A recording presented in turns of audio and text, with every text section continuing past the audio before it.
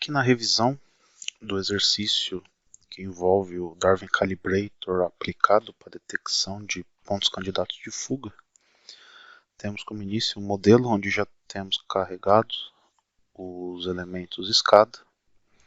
Antes de iniciar o workshop, verifique a conexão do modelo com a base de dados de medição de campo, que já vem, seria uma tabela Excel. Então, carregue aqui no menu Análise, dentro do SCADA Connect Simulator, os sinais SCADA.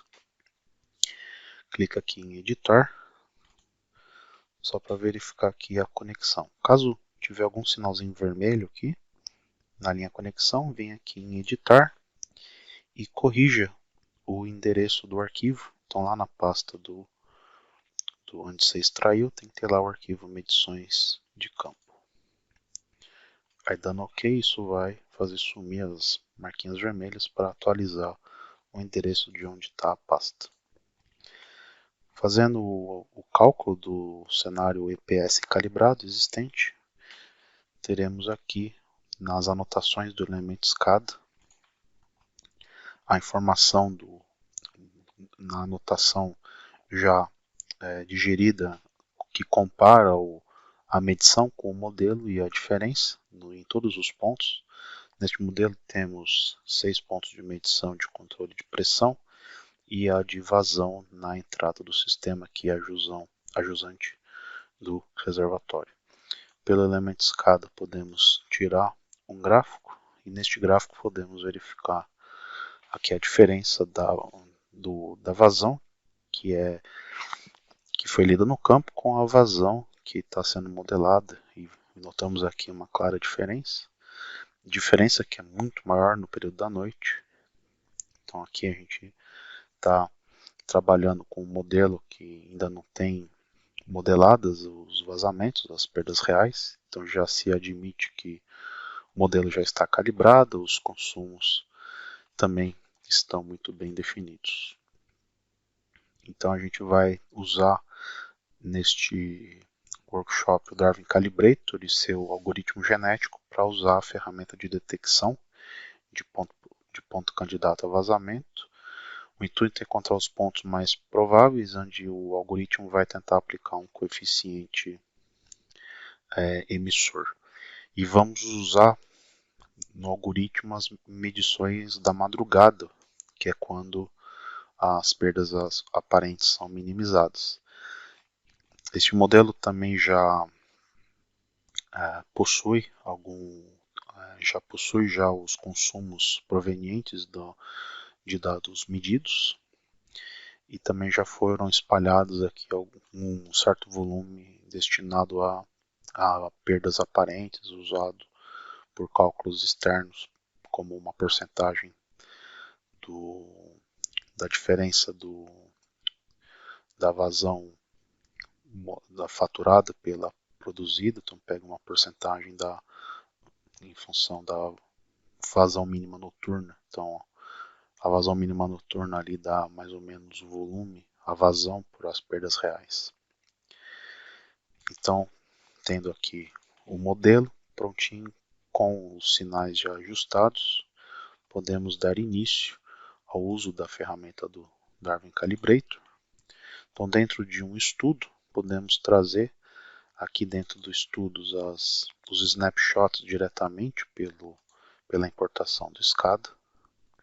Então aqui no workshop importamos os dados da 1 da manhã, das 2 da manhã e das 3 da manhã. Aqui nesse workshop o modelo está como data 1º de janeiro de 2000, bate com a data lá do Excel, é uma data qualquer, o que importa aqui é o horário, mas caso a base de dados tenha uma data específica, é importante que o seu modelo nas opções de cálculo tenha a mesma data. Então aqui eu vou importar mais uma informação, por exemplo, informação das 3h15 da manhã. Vou criar aqui um snapshot adicional. Aí ele traz aqui no alvo observado as medições desta altura.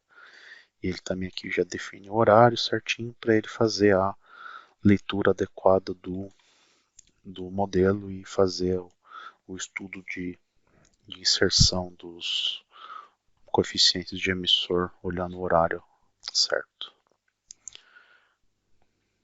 Então aqui na aba dos grupos de demanda, criamos um grupo aqui para ele fazer o estudo, que são as junções para ele testar os pontos prováveis de fuga. Então aqui no caso foram selecionados todas as junções. Tá? Caso você tenha junções que tenha menos chance, que sejam junções que não há chance de ter vazamento, retire já do algoritmo para deixar o cálculo mais otimizado possível. Aqui não foi feito nenhum filtro, já vão ser considerados todos os pontos. Então, nos critérios aqui, usamos os critérios de cálculo do ajuste, da adequação do ajuste, usando os valores de carga e de vazão, né, default, padrão. Então, em cima disso, foi criado um novo estudo otimizado, mesmo estudo usado também para criar calibração. A diferença é que aqui na aba de demanda, nós, para o grupo criado, trocamos a operação de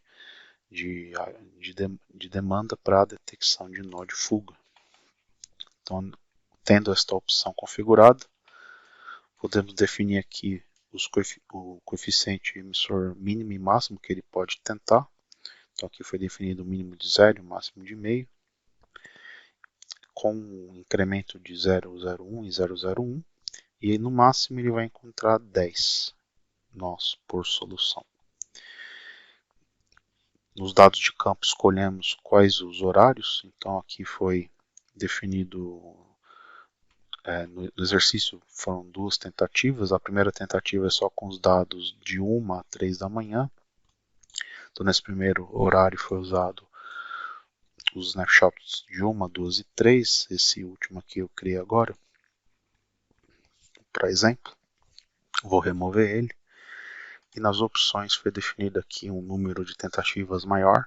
Esse tipo de estudo requer muito mais cálculos, então foi modificado esse valor, foi também modificado as gerações sem melhoria e também o número de população. E também foi gerado um outro estudo removendo da 1 hora, já que vimos que com o resultado da 1 hora temos alguns problemas de adequação para este horário, então a 1 hora ainda deve haver um reflexo um pouco maior das perdas aparentes. Então, e isso pode ser analisado pelo gráfico de correlação. Terminado o cálculo, podemos ver aqui na solução 1 que ele encontrou esses 4 pontos de fuga, né? Ajustando aqui a coluna do coeficiente emissor calculado, são esses 4 pontos, porém quando olhamos o gráfico de correlação, temos aqui esses pontos vermelhos muito longe da linha azul. Então esses pontos vermelhos são referentes à medição da 1 da manhã.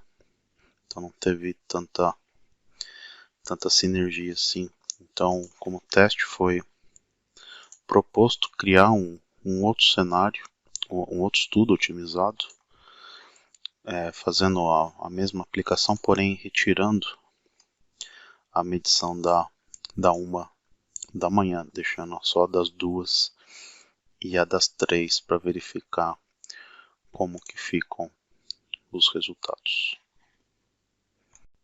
Nesta aqui, essa solução, teremos, por exemplo, primeiro uma solução com adequação menor que a outra.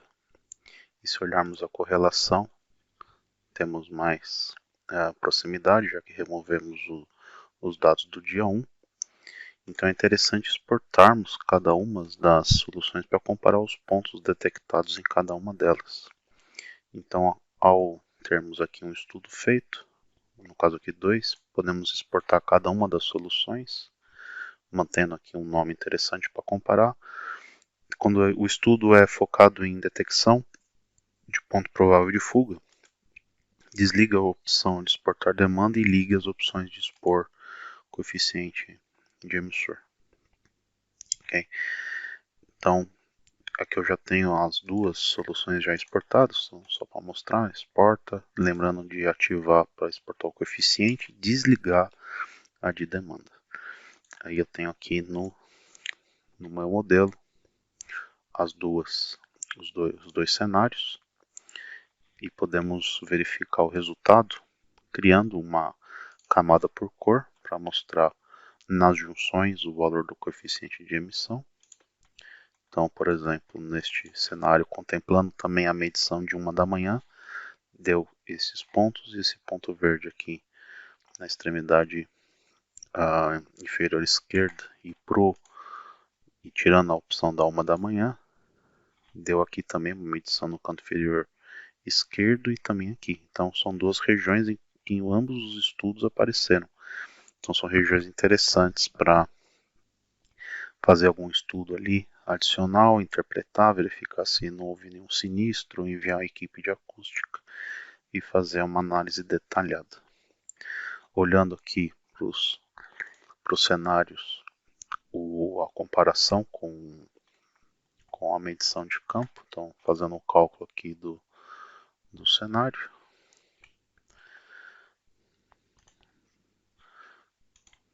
Podemos ver aqui no período da madrugada se aproximou bem, então períodos de baixo consumo teve bastante sinergia, então trazendo aqui de volta o cenário original, a diferença, podemos ver aqui o comportamento melhor. Tá? Nos horários de vazão de pico tem maior diferença devido também à parte da calibração das perdas aparentes para esse horário. Então, por propósito de detecção de fuga, veja como que é importante definir um horário da madrugada nesse caso.